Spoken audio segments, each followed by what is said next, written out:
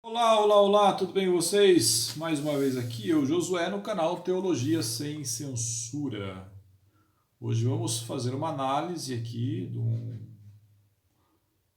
um texto bem relevante, interessante. Evangelho de Mateus, capítulo 13, versículos 55, 53, 54, 55 e 56. Se você quer um tema para esse vídeo, vai ser Maria e os sete filhos. Maria e os sete filhos. Faço esse vídeo, esse estudo do Evangelho de Mateus, capítulo 13, 55, 53 ao 56, com todo o respeito. As pessoas aí que têm as suas crenças, mas aqui nós analisamos o texto. A Bíblia Sagrada, a Palavra de Deus, as Escrituras, são mais antigas que qualquer instituição religiosa hoje brasileira. Deu para entender? As Escrituras Sagradas, elas são mais antigas que o protestantismo, mais antiga que o catolicismo. E cabe nós, como pessoas, como cristãos, analisarmos as Escrituras Sagradas para andarmos na verdade. Vamos lá. Evangelho de Mateus, capítulo 13, versículos 53, 54, 55 e 56. Você sabe que eu dependo aí do seu like, do seu compartilhamento, do seu comentário, da sua inscrição. Então, se você tem gostado aqui dos estudos, me ajude. Vamos lá. Fala bem assim o texto, Mateus 13, 53. E aconteceu que Jesus, concluindo essas parábolas, se retirou dali. Jesus falou várias palavras e se retirou do local onde estava. E chegando à sua pátria, ou onde ele nasceu, onde ele ensinava-os na sinagoga deles, de sorte que se maravilhavam e diziam: donde veio a este a sabedoria e estas maravilhas? Entenda bem o texto. As pessoas aqui estão impressionadas com o conhecimento de Jesus. Estão impressionadas com a sabedoria com que Jesus fala. Para se estudar a teologia, e principalmente na época de Jesus, para estudar tinha que ter um bom conhecimento do hebraico. Um bom conhecimento do hebraico. A língua utilizada por Cristo aqui nessa época é o aramaico. Aramaico koiné. Seria o aramaico simples. Mas Jesus tinha um conhecimento muito profundo do hebraico e das escrituras, coisa que não era natural para qualquer homem. Não era natural. E Jesus falava com conhecimento profundo, olhando para a sociedade da época, que a maioria eram pessoas, vamos colocar, analfabetas, sem conhecimento das Escrituras.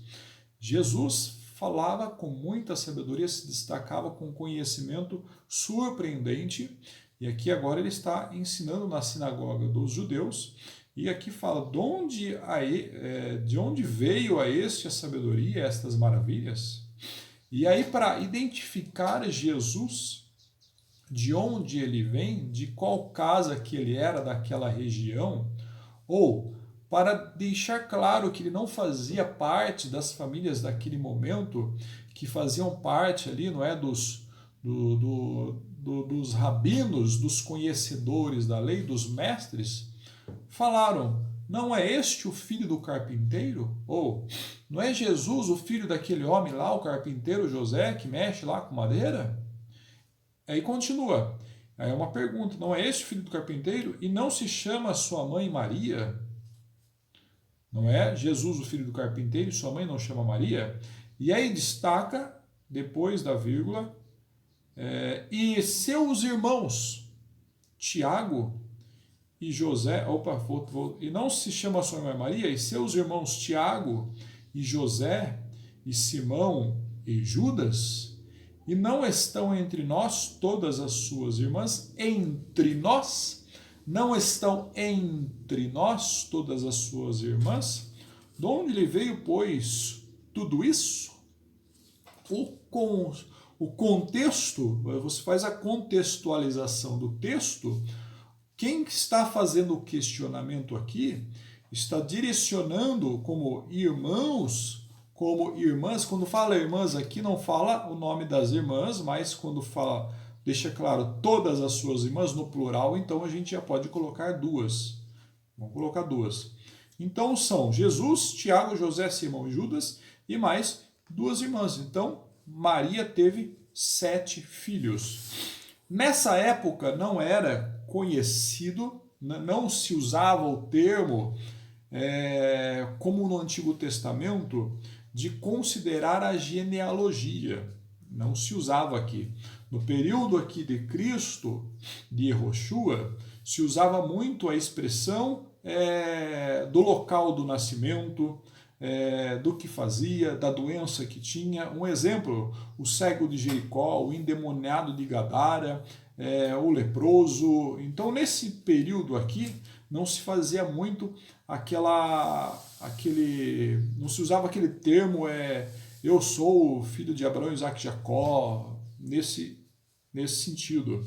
Então aqui é muito claro o texto. Eles identificam a casa onde Jesus mora, quem é o pai dele, quem é a mãe dele, e não é ele o irmão desses daí. Então, de onde veio o conhecimento dele se ele é dessa casa e mora com essas pessoas? Essas pessoas então estão entre nós, mas ele não estudou em lugar nenhum para ter esse conhecimento. A gente conhece a casa, a família, o pai, a mãe, os irmãos dele. E de onde veio toda essa sabedoria? Deu para entender? Não quero desrespeitar a sua fé, a sua crença. Mas aqui é muito claro o texto, que mostra que Maria teve sim Jesus, o primogênito, e mais 4 irmãos e 2 irmãs aqui, porque está no plural.